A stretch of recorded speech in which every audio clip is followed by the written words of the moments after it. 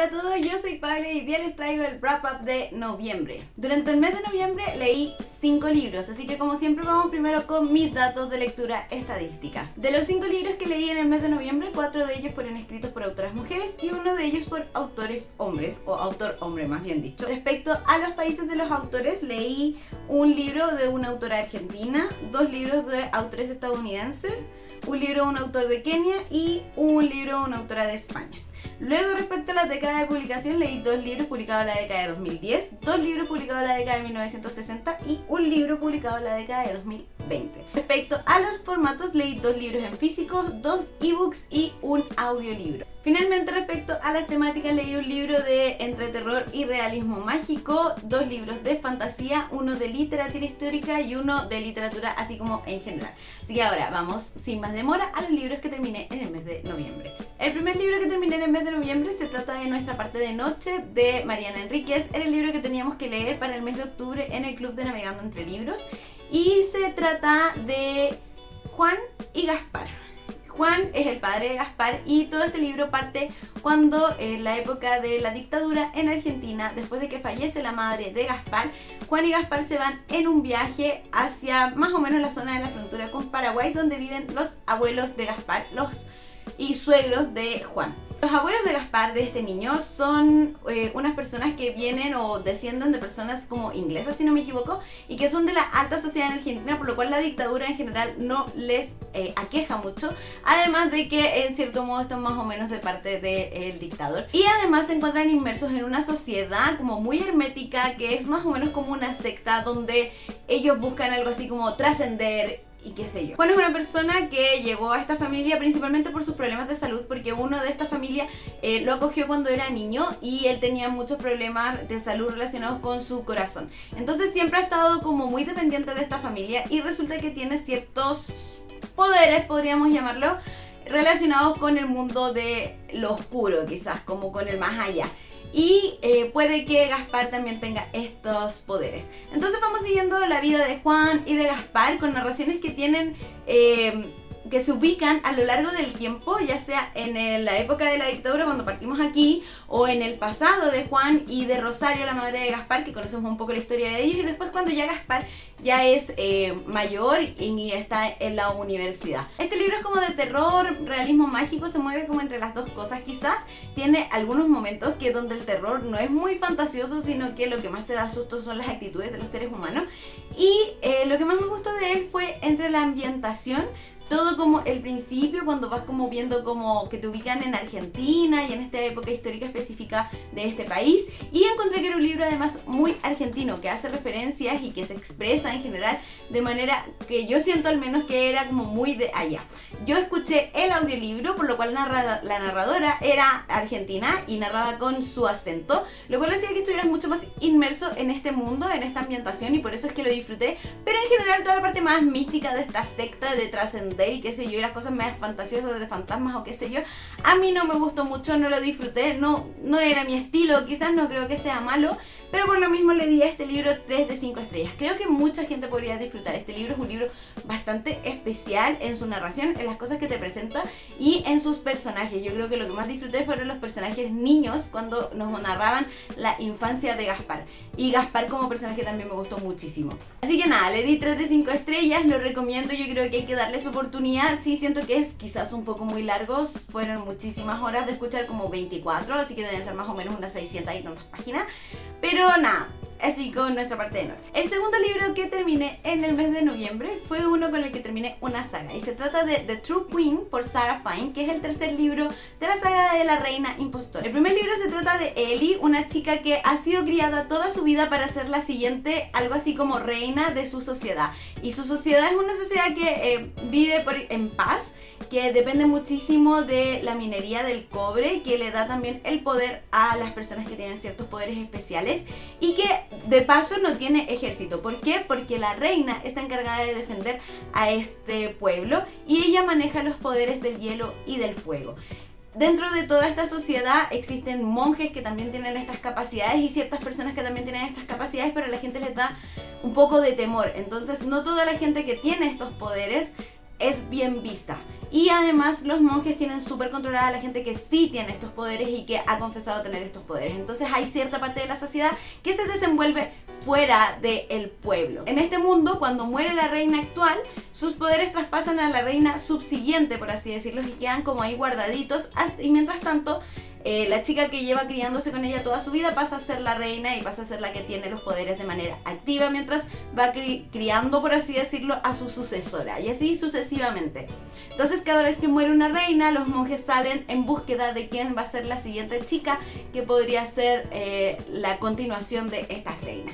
El problema es que cuando a Ellie le toca ser reina, finalmente los poderes de ella no se manifiestan y no sabe muy bien por qué.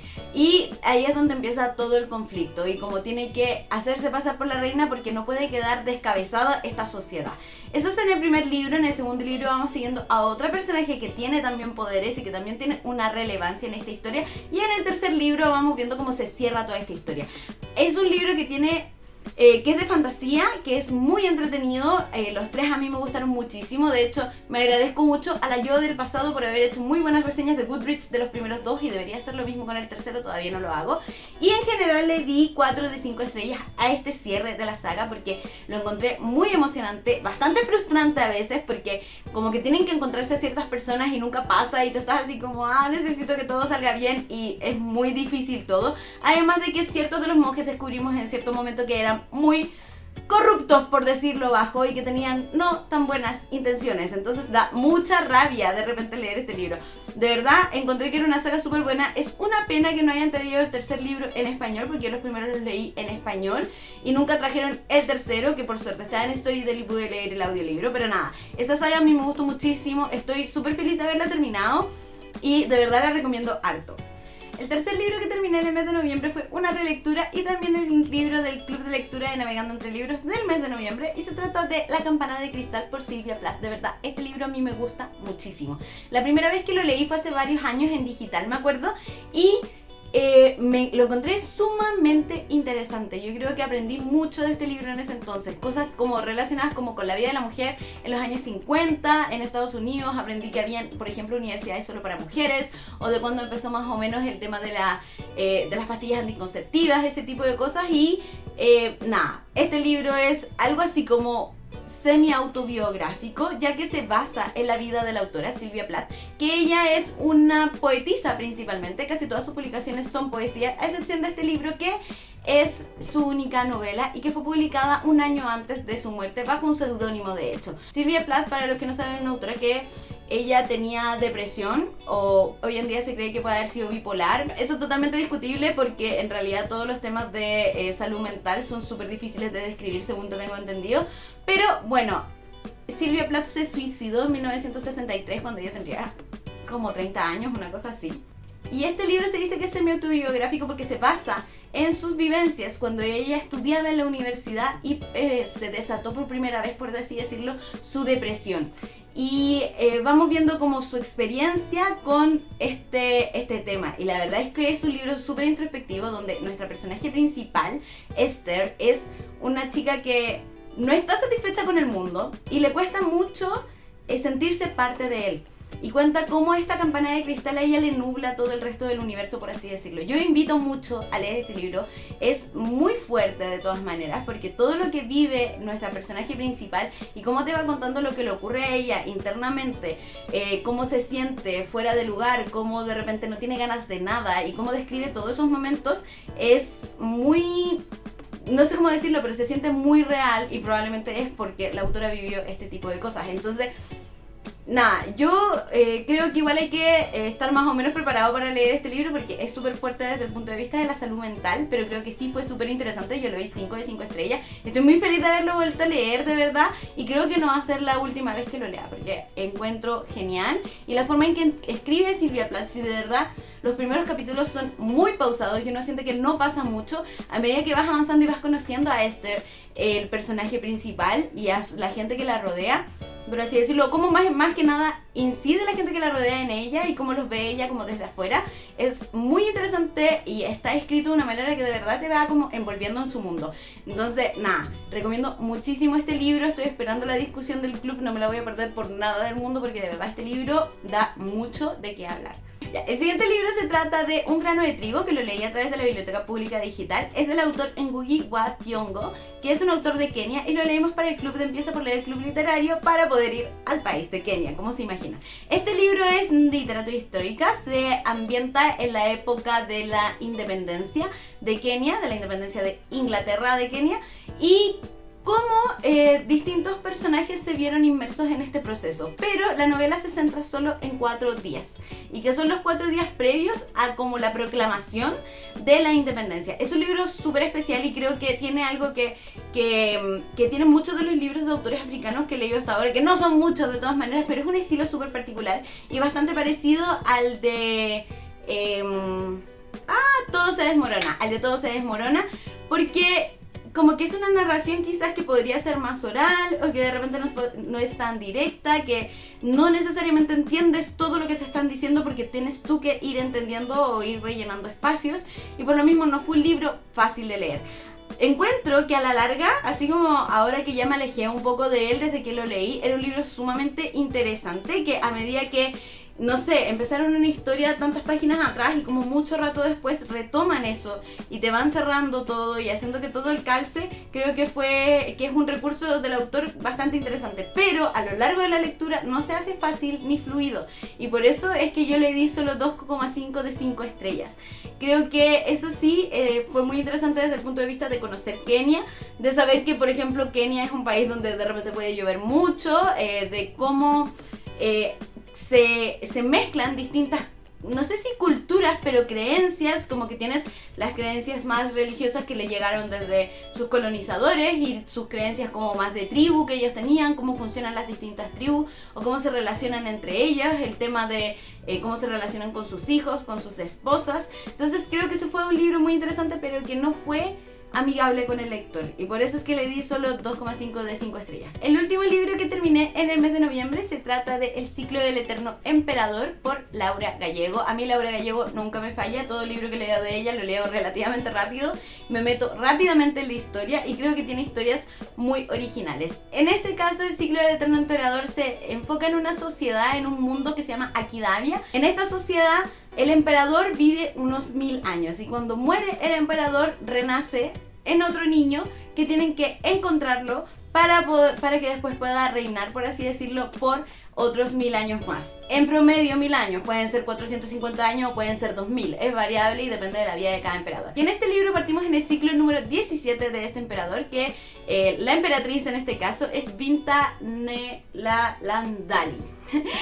En esta sociedad además, mientras más largo tu nombre, más alta tu clase social básicamente. El emperador de este mundo además tiene ciertos poderes, que no les voy a contar cuáles son porque a mí no me lo contaron hasta avanzado el libro, pero tiene ciertos poderes que se manifiestan cuando ya puede ejercer su reinado de manera completa. Hasta antes de esos, el que ejerce su reinado es un consejo que se viene arrastrando básicamente desde el emperador anterior. Y bueno, este libro se centra en Binta Nelalandali y en Kellan, que bueno, por un lado Binta Nelalandali es la nueva emperatriz que está a la espera de la manifestación de estos poderes para poder ser entronizada, y por otro lado Kellan es un chico que vive en una región de la periferia de Aquidavia y que comete algo así como un crimen y pierde todos sus derechos de ciudadano, por así decirlo, y se tiene que ir a trabajar de esclavo en unas plantaciones. La historia de Kellan va agarrando mucho vuelo porque se va metiendo en cachos por absoluta casualidad y termina llegando a encontrarse como directamente con Binta Nelalandali. Por otro lado, Binta Nelalandali está como súper aquejada por este tema de que ella sigue creciendo, todavía no se manifiestan sus poderes, y la gente del consejo como que no hay hay cierta gente del consejo como que ya no la toma muy en cuenta, o como que está empezando a desconfiar de que ella sea efectivamente la reencarnación del emperador. La otra particularidad de Kellan es que nació el mismo día que en teoría nació Bintan el Alandali, es decir, es un niño de la larga noche, por lo cual hay cierta superstición asociada a este niño, que se cree que puede ser algo así como el némesis, digamos, del gran emperador. Entonces, vamos siguiendo cada una de las historias. Por un lado, el de Bintan el Alandali lo vamos siguiendo a través de su diario, y el de Kellan lo vamos siguiendo a través de una narración en tercera persona, si no me equivoco. Y son capítulos como uno por medio de cada uno de los dos, y cómo vamos viendo cómo se acercan y cómo se va resolviendo este tema. Es un libro muy entretenido, de verdad que me atrapó rápidamente, me gustó mucho leer a ambos personajes. Creo que en general disfrutaba más la historia de Kellan porque tenía mucha más acción y nos enterábamos de mucho más, pero a través de la historia de Bintan el Alandali uno iba aprendiendo también mucho sobre el contexto y del mundo en el que estábamos metidos. Entonces, como siempre, Laura Gallego no me falló, lo pasé súper bien. Para el final ya no podía parar de leer, estaba todo ya así como quedándole embarrada, por así decirlo. Y me dejó súper satisfecha este libro, así que le di 4,5 de 5 estrellas. De verdad lo recomiendo muchísimo. Si han leído a la autora, de verdad no decepciona, como digo. Como que todas sus historias son bastante ágiles, tienen una fantasía casi siempre muy original. Entonces, nada, recomendado de todas maneras El ciclo del eterno emperador. Bueno, chiquillos, esos son los 5 libros que terminé en el mes de noviembre. Coméntenme abajo en los comentarios si han leído alguno de estos libros, si alguno les llamó la atención, si opinan lo mismo que yo sobre ellos, o si de verdad, por ejemplo, uno no les gustó. Y como siempre, no se olviden de dejar me gusta si les gustó el video, suscribirse si quieren ver más videos míos y, por supuesto, activar la campanita para enterarse cada vez que subo un video nuevo. Nos vemos en una próxima ocasión. Bye.